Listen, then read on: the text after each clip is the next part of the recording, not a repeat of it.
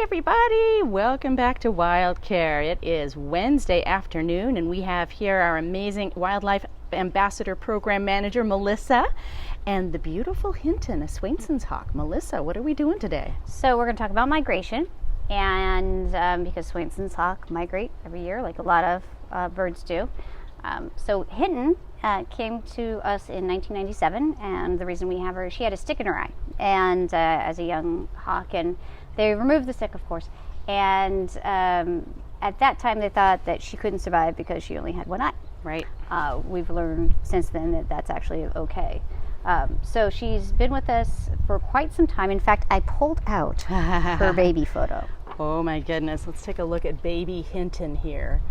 We'll try to post this as well on the page. Oh my gosh, so that's when she came in. It was scientists that were monitoring her nest, the nest of Swainson's hawks. And I always say when we're talking about Hinton that I think hawks use the knobbiest nests you've ever seen. Yes. They're full of knobby sticks.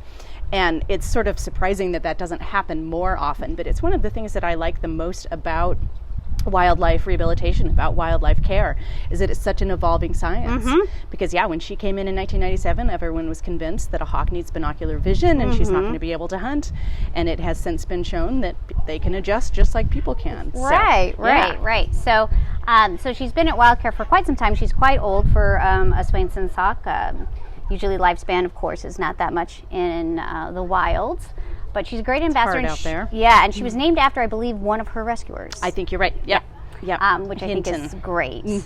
And she's wonderful. She's a Swainson's hawk. Swainson's hawks get confused a lot with red-tailed hawks. Sure.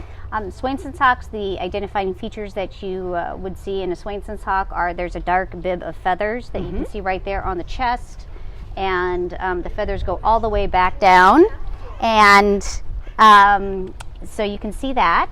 Yep. Okay. They come in a lot of different morphs, a light morph, a dark morph. All kind of similar all colors? Kind of or? similar, Okay. yeah. All kind of different morphs, just like the red-tailed hawk. They all are smaller out of, there's, I think, a Swainson's, rough-legged, ferruginous, and red-tail. And ferruginous is the largest, then the red-tail, and then the Swainson's hawks. Interesting. Now, the thing I notice on her, and she is holding her wings that particular way, but the best way to tell a red-tailed hawk versus another hawk are those patagic patches. Yep. Those black patches of feather on a red-tailed hawk's, I guess it's kind of his elbows. Yes. Yeah, so yes. the two, the top parts of her wings that you're looking at here, you can see there's nothing on there. If she were a red-tail, you would have a darker patch of feathers right there. So that's one of the ways to tell the Swainson's hawk. Why does she hold her wings like that? So she holds her wings like that. One, it's breezy here today, so she likes to open up her wings in the breeze. She also has some nerve damage in one of her feet, so she's balancing. That makes sense. As they get older, wild animals, they don't die of old age. So when you have in the wild, in sure. the wild, but when you have them in captivity, they can suffer same elements that we would, like arthritic and so forth. But for migration, these guys, Swainson's hawk, migrate all the way down to Argentina. Isn't that amazing? Yeah. Where do they start? Do you know? They start all the way up in Canada, come all the way down, and I believe I read it was a 12,000 mile round trip. That's insane. It's one of the very longest migrations of any bird, any animal, right? It is, and I was looking on the internet about like the different counts that they get, because of course, migrations are great for many reasons, but one of the things for scientists is they can get a pretty good count of this, how many individual Swainson's hawk they have, and I think in one part in Mexico it was like 845,000. Wow. That I counted in one autumn. That's insane. Yeah. Oh my gosh. So they go down That's a lot there of birds. and hang out for the winter, and then come up. Usually, and it depends on what part of the country they're coming up. But usually we see them in mid-March. Okay. Mid-March, April. That's when they fly past Hawk Hill. They here fly on past the Hawk Pacific Hill, yeah. Flyway, where we are. They often follow that route just up the coast. And Hawk Hill, just north of San Francisco, is a great spot to catch raptors as they fly past. Oh, sure. And it's part of the Pacific Flyway, and there's 4 of them. So there's the Pacific. Ooh, that's called a rouse. That means she's feeling okay, right? Yeah. She's just rearranging her feathers. There's the Pacific, the Central, the Mississippi, and the Atlantic. Flyways. Yes. So interesting. And when they come back up here for breeding season, they're going to focus more on a diet of small mammals, and that's what they're going to be raising their babies on. And then, of course, when they're going for migration, they're going to primarily focus on insects. Which is really interesting for a large hawk. Like I heard there, and aren't these often called grasshopper hawks? They are. Yeah. They are. So they go for dragonflies, grasshoppers, all those insects all the way down to Argentina. And you wouldn't think there'd be enough protein in those. Yeah.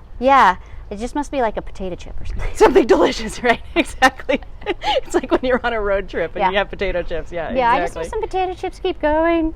But they do load up before they migrate, so they load up heavy on the rodents there, and then of course migrate down. One of the difficulties that they face. Oops. And this is something that happens when you have a raptor on the glove.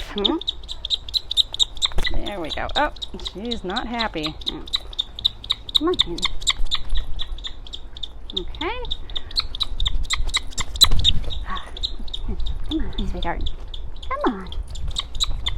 Look at Sequoia for a minute while we're doing that. Get her up there. All right, there we go. All right. What causes that? It could have been something passing by. Startled her? She could have been focusing on one of the other animals. That could have startled her. Yeah. So that's bait. That's usually that happens a lot when you have a raptor on the glove. It's usually just something that just startles them and they just want to jump off. So because she does have problems though in her foot, we have to help her a lot more back up on the glove than we would if it were Grace or even Pele. So we got to help her up a little bit more, and that's what I was doing. I was trying to help her get back up. So migration down to Argentina. So the problem with them migrating that long is that a lot of them die, and a lot of reason a lot of them die is because they are eating those insects, and a lot of other countries don't have such a strict regulations on insecticides that we do. Right. So a lot of them don't make it on that return trip there. So. It's that whole secondary poisoning and direct poisoning too is so incredibly dangerous for migrating birds. Yeah. So, but she's a great story of one of a rescue and how far we've come as far as rehab. I think she's also great representation of, how insecticides and rodenticides can affect her in many different ways. Right. She can get poison from rodenticides, but she can also get poison from insecticides, which when you have raptors that have such a varied diet, they actually get the double whammy of that. Of course, absolutely. So don't use rat poison. No. Don't use insecticides. I know that's a big campaign. David asked, are they endangered? No. They're not. No. But nonetheless, have their battles that they face as they make that tremendous migration. If you're just joining us, of course, we're with Melissa, who is our Wildlife Ambassador Program Manager, and Hinton, who is our Swainson's hawk. She is a non-releasable educational animal here in WildCare's courtyard, and she's one of the animals that help us tell the stories of our wildlife hospital patients. That you can see she's missing her eye there. That was the reason she came in 1997 as a young chick. She had gotten a stick poked into her eye, and at the time it was believed that a one-eyed raptor wouldn't be able to fly, although they have since proven otherwise, although at that point she had been in care for too long in order to be able to be released. But such an interesting thing, she's showing us that bad eye right there. Yeah, and she's focusing on things around, so most likely she saw some bird fly by. Yep. That's why she jumped. Yep.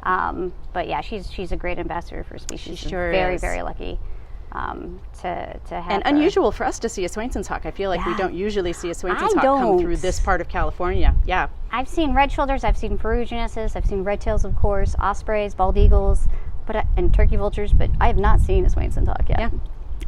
Or kestrel for that matter. Yeah. So it's really. We see a bunch of kestrels. Do you? Oh yeah. Oh yeah. I haven't seen one in the wild. Well, Hinton sure is an absolute beauty. I know it's a little stressful for her to be out, so we'll give her a chance to go back into her enclosure. Everyone, if you're just joining us, we are WildCare. We're based in the San Francisco Bay Area. Our website is discoverwildcare.org. Melissa and I, we're doing these videos every day for a large part of the shelter in place for COVID. We did. But we have now changed to doing them once a week. We do them on Wednesdays for the most part, sometimes on Fridays.